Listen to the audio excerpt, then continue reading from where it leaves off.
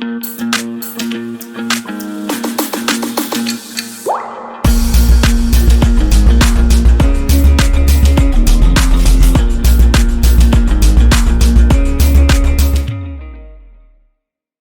para você que nos acompanha em mais um Giro de Notícias. Hoje a gente está com o Valdir Suzin, que é assessor de comunicação na Câmara dos Deputados e vai contar para nós um pouquinho da história dele no jornalismo e também na profissão.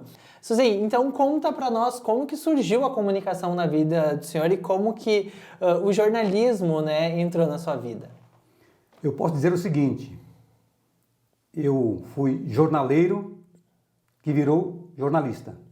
Porque a minha família toda é do Rio Grande do Sul, nós mudamos para cá, Santa Catarina, e aí logo cedo, já eu tinha uns 8, 9 anos, junto com meu irmão Dirceu Suzin, nós distribuímos de casa em casa o jornal Correio do Povo para os assinantes.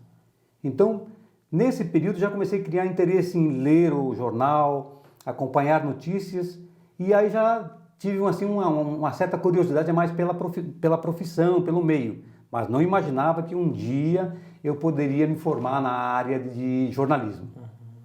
E aí, depois de formado, o senhor foi em busca de um trabalho, né? Como que foi esse início de carreira para o senhor?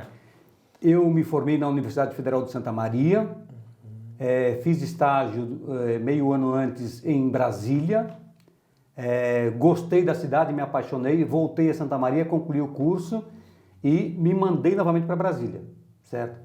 Sem ter nenhuma opção ainda de emprego. Mas felizmente, em uma semana que eu estava lá, eu já comecei a trabalhar e aí aos poucos fui progredindo e felizmente estou lá até hoje. É uma cidade que eu adoro, que eu amo e eu devo dizer, eu cheguei lá em Brasília com o canudo na mão e mais nada.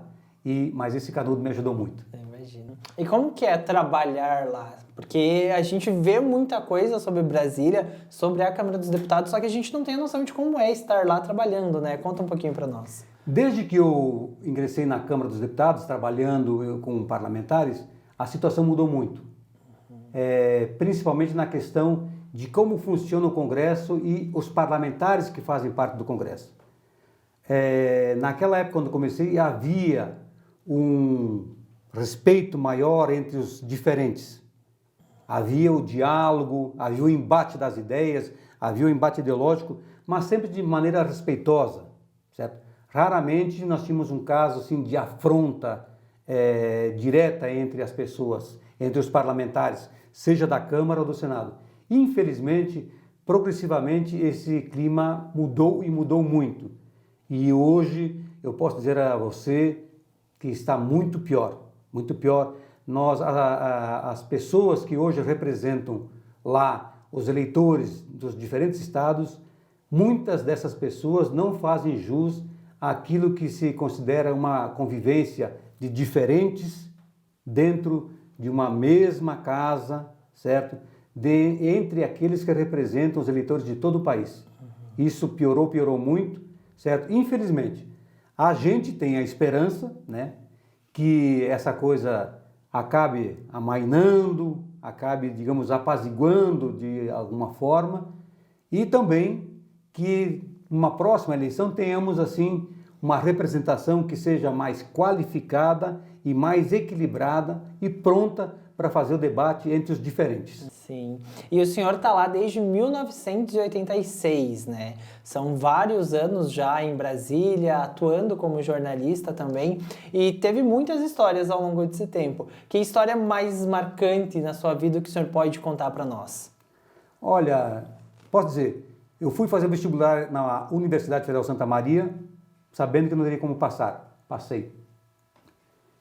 A primeira vez que andei de avião na minha vida, eu andei no avião presidencial, quando peguei carona no avião do então presidente José Sarney.